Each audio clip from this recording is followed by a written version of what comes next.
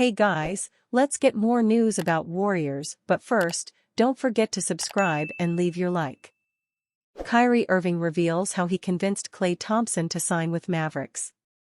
Kyrie Irving recently shed some light on how he helped recruit Klay Thompson to the Dallas Mavericks. Thompson and the Golden State Warriors decided to part ways in the offseason.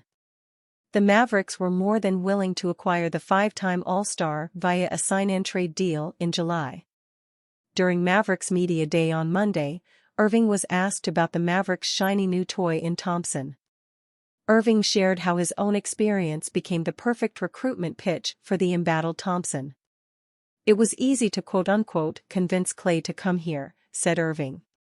"Because of just what I had experienced thus far in the past year and a half of just being welcomed and embraced. And I don't mean that cliché. I mean that truthfully. This team does a great job of protecting you, not just on the court but off the court. They go out of their way to make sure you feel special." Thompson has seen his star fade in recent years following the two major leg injuries he suffered back in 2019 and 2020. Thompson's on-court decline was very evident last season. He shot a pedestrian 43.2% from the field and 38.7% from deep, which were decent numbers but not what Warriors fans were used to seeing from the team's longtime sharpshooter. It got to the point that the Warriors benched Thompson, who didn't exactly take the benching well. Irving has had some off-court issues of his own throughout the latter half of his career. But he's been able to find a home in Dallas. Irving was extremely effective last season as Luka Doncic's co-star, averaging 25.6 points, 5.0 rebounds, and 5.2 assists on nearly 50% shooting. His productivity also came with a relatively drama-free season. Perhaps Thompson, like Irving, can find the fresh start he needs with the Mavericks. Steph's special Paris Olympics heroics amazed Draymond. Draymond Green was floored by Steph Curry's performance to end the gold medal game at the Paris Olympics.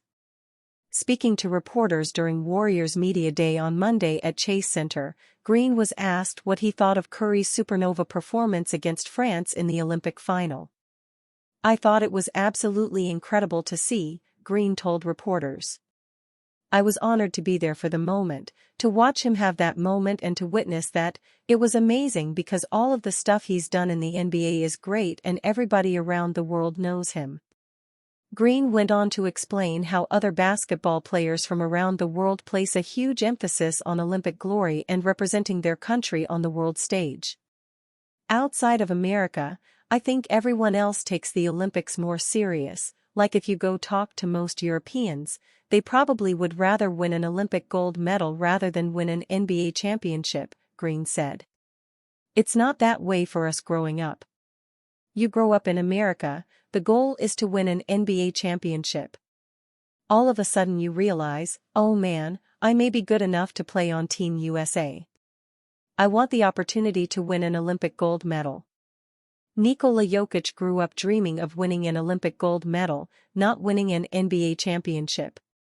To see him on that stage where everyone else in the world is watching that thing and like that's the thing that you need to do in order to be this guy in our eyes. Michael Jordan went to Barcelona in 1992, look what he did, right? Like you start to look at what those guys have done. Considering this likely was Curry's only chance at Olympic gold, Green was ecstatic that his Golden State teammate made the team and helped Team USA to its fifth consecutive gold medal in basketball.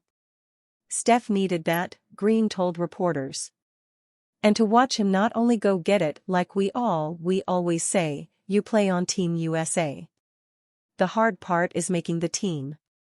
Once you make the team, you're going to win, so you're going to get a gold medal." He made that his moment in getting the gold medal. "That was as special as anything I've ever seen him do."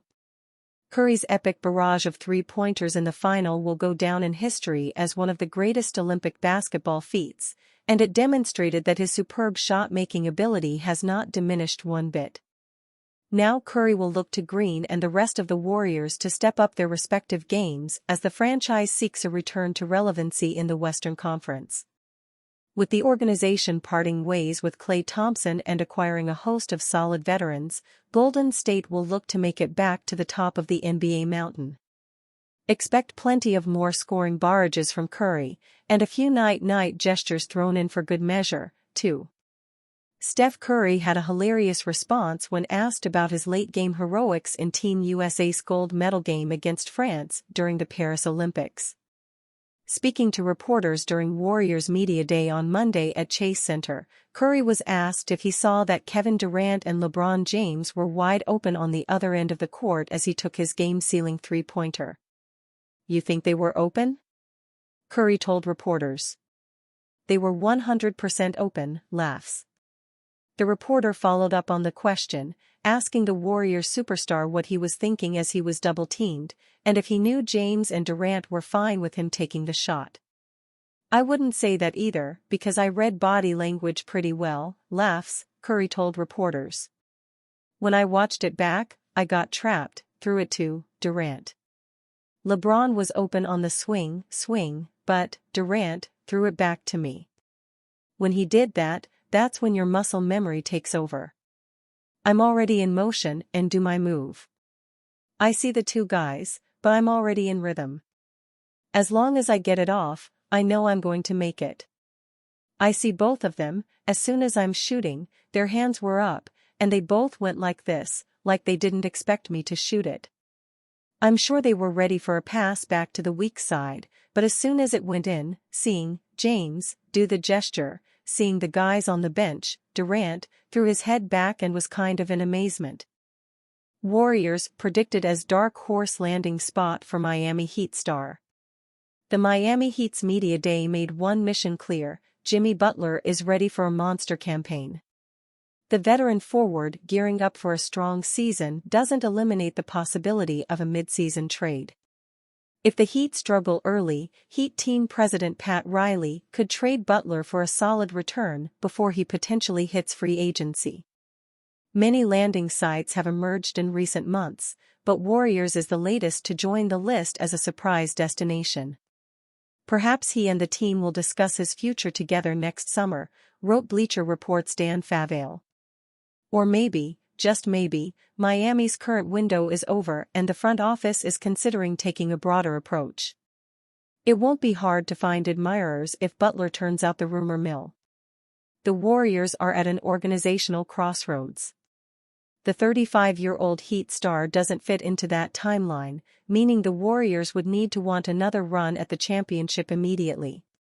Miami may insist on signing Zachary Rizicher or Jalen Johnson, Favale wrote.